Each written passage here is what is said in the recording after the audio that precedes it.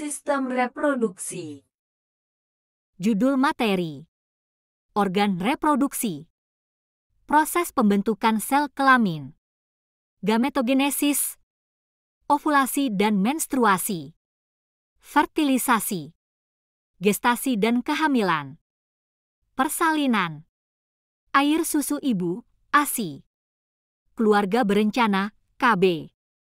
Gangguan dan penyakit pada sistem reproduksi pada manusia, baik pada pria maupun wanita, memiliki struktur organ internal dan eksternalnya masing-masing.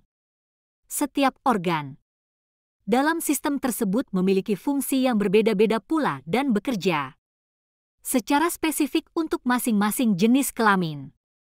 Awal kehidupan manusia terjadi ketika sel sperma bertemu dengan sel telur, yang umumnya terjadi dalam hubungan seksual. Proses ini dapat berlangsung berkat adanya organ pada sistem reproduksi yang berfungsi dengan baik. Organ reproduksi beserta kelenjar dan hormon membentuk sistem reproduksi yang berperan dalam proses reproduksi manusia.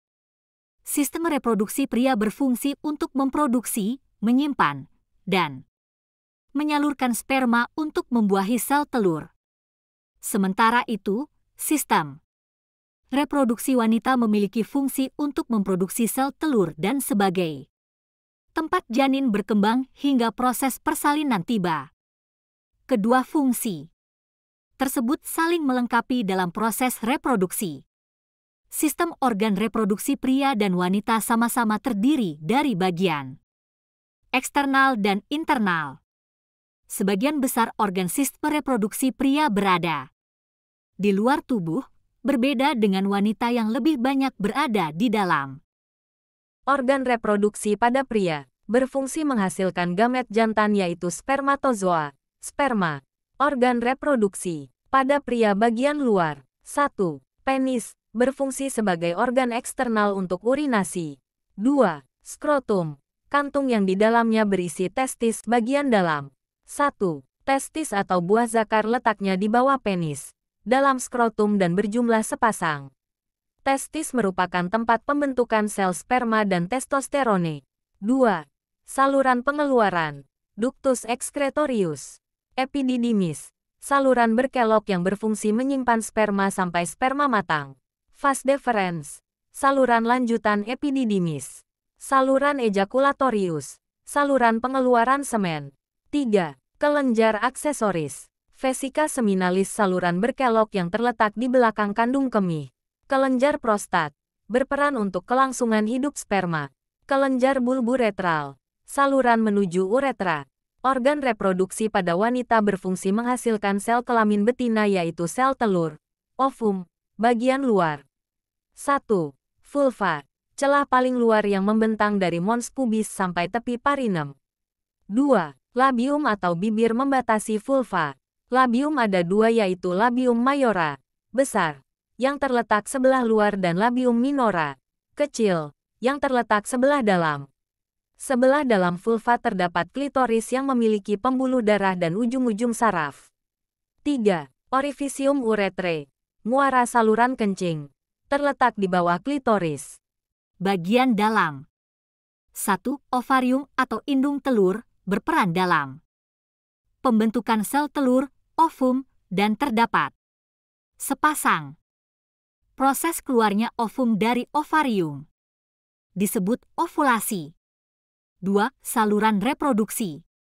Tuba Fallopi berfungsi untuk menyediakan lingkungan yang cocok untuk pembuahan dan perkembangan sel telur. Pada ujungnya terdapat infundibulum dan umbai, fimbriae, untuk menangkap sel telur yang dilepaskan ovarium. Uterus atau rahim terletak di belakang kandung. Kemih berfungsi memberi tempat bagi perkembangan janin. Vagina berfungsi tempat pengeluaran darah. Menstruasi, tempat penyaluran sperma dan merupakan jalan lahir. Proses pembentukan sel kelamin, gametogenesis. 1. Spermatogenesis. Spermatogenesis merupakan proses Pembentukan dan pematangan spermatozoa. Spermatogenesis berlangsung dalam testis, tepatnya pada tubulus seminiferus. Dalam tubulus seminiferus terdapat banyak sel induk sperma yaitu spermatogonium. Proses spermatogenesis. 1. Spermatogonium 2N akan membelah secara mitosis menjadi spermatosit primer atau spermatosit I. 2. Spermatosit I akan membelah secara meiosis menjadi 2 spermatosit sekunder atau spermatosit 2, N, yang bersifat haploid, N. Haploid artinya mengandung 23 kromosom atau setengah dari sel induk. 3. Setiap spermatosit 2 membelah menghasilkan spermatid, N. 4. Spermatid akan mengalami pematangan menjadi spermatozoa, sperma. 2. Oogenesis. Oogenesis merupakan proses pembentukan ovum dalam ovarium. Ovarium banyak mengandung sel induk telur, oogonium, yang bersifat diploid, 2N. 2. Oogenesis. 1. Oogonium membelah secara mitosis menjadi oosit primer atau coosit I. 2. Oosit membelah secara meiosis menghasilkan 1 oosit sekunder atau oosit 2 dan 1 badan kutub I atau badan kutub primer. 3. Oosit sekunder membelah menghasilkan sebuah ootit yang akan berkembang menjadi sel telur dan badan kutub 2 yang telah berdegenerasi. 4. Badan kutub I membelah menghasilkan badan kutub 2 yang juga akan mengalami degenerasi. Ovulasi dan menstruasi. Siklus menstruasi pada wanita dibagi menjadi 4 tahap, yaitu 1. Fase menstruasi. Terjadi selama kurang lebih 7 hari. Pada fase ini, kadar hormone estrogen dan progesterone turun drastik. Penurunan kadar hormone progesterone akan menyebabkan peluruhan endometrium serta ovum yang tidak dibuahi. 2. Fase praovulasi. Fase ini terjadi kira-kira selama 7 hari setelah selesainya fase menstruasi. Fase ini, hipofisis otak akan memproduksi hormon FSH. Peningkatan kadar hormon FSH ini akan memicu pertumbuhan folikel di dalam ovarium. Folikel kemudian akan menghasilkan hormone estrogen. Saat kadar hormone estrogen meningkat akan memicu oogenesis. Dan saat kadar estrogen terlalu tinggi, maka produksi hormon FSH dari hipofisis akan berhenti. 3. Fase ovulasi. Pada fase ovulasi ini, hipofisis akan memproduksi hormon LH. Saat hormon LH meningkat, maka akan terjadi ovulasi. Ovulasi terjadi pada hari ke-14. Setelah terjadi ovulasi ini, maka akan disebut sebagai masa usbur seorang wanita. Setelah terjadinya ovulasi maka akan terbentuk korpus luteum. Korpus luteum ini akan memproduksi hormone progesterone. Saat hormone progesterone meningkat, maka akan memicu penebalan endometrium. 4. Fase pasca ovulasi. Pada fase pasca ovulasi ini, korpus luteum akan berubah menjadi korpus albikan. Korpus albikan ini sudah tidak dapat lagi memproduksi progesterone sehingga kadar progesterone mulai turun. Kemudian fasenya akan kembali lagi ke fase menstruasi lagi. Fertilisasi. Fertilisasi merupakan proses bertemunya sel telur ovum dengan sel sperma. Sel sperma akan masuk ke dalam vagina dan berenang menuju oviduk, tuba falopi. Apabila sel sperma akan bertemu dengan ovum pada tuba falopi, maka akan terjadi fertilisasi.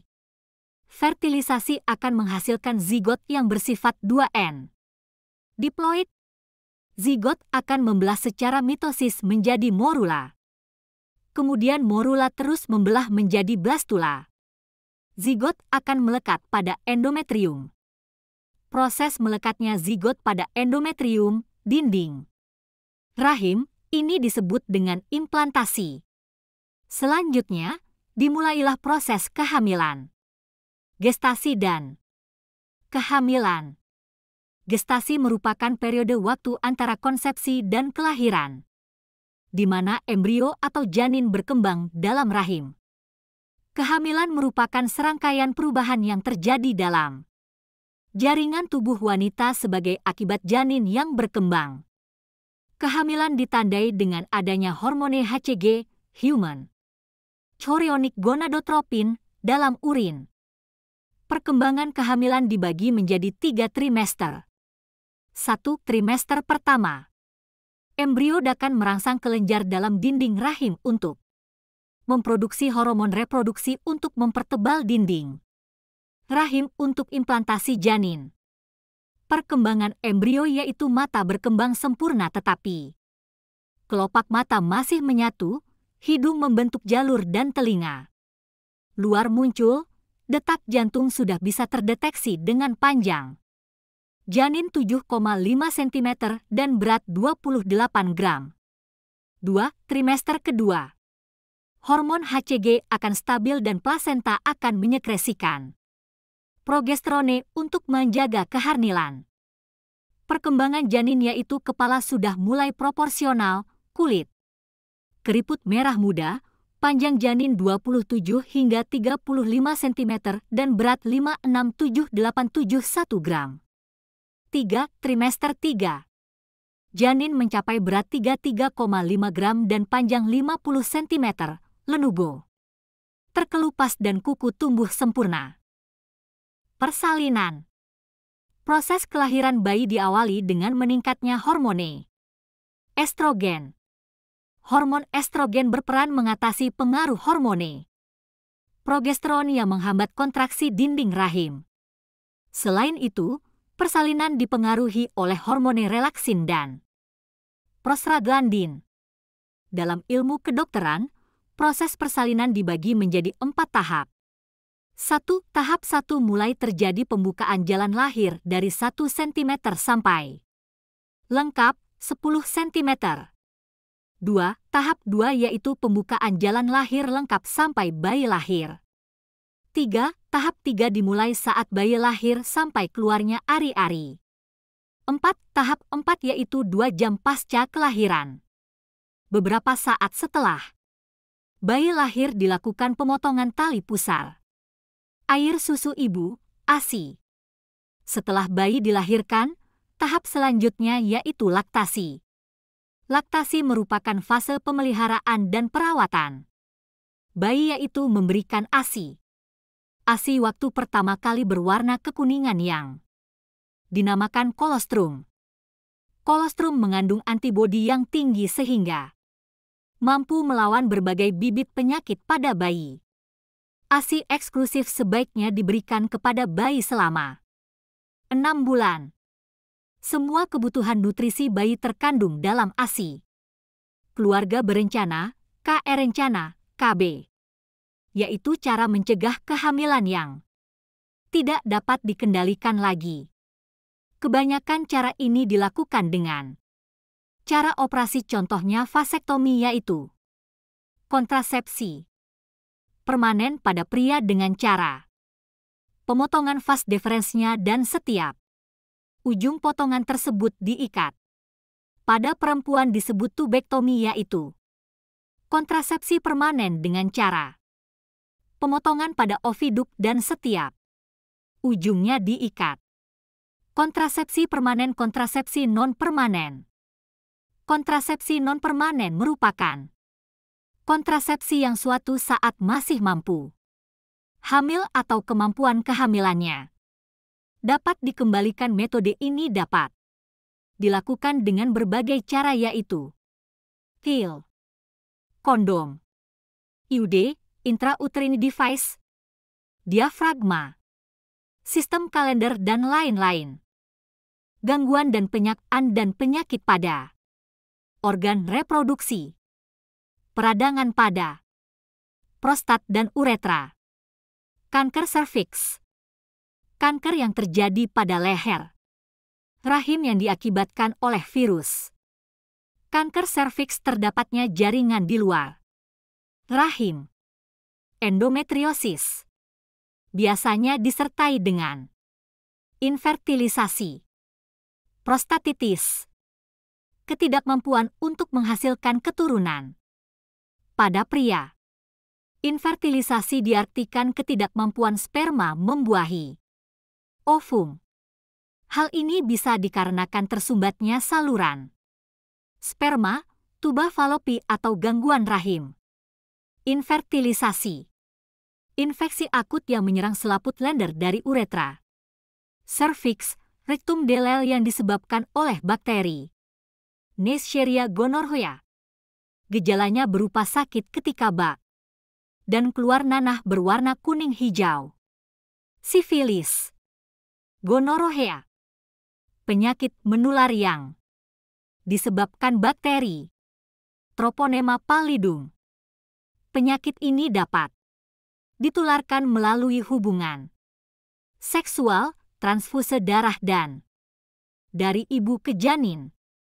Terima kasih.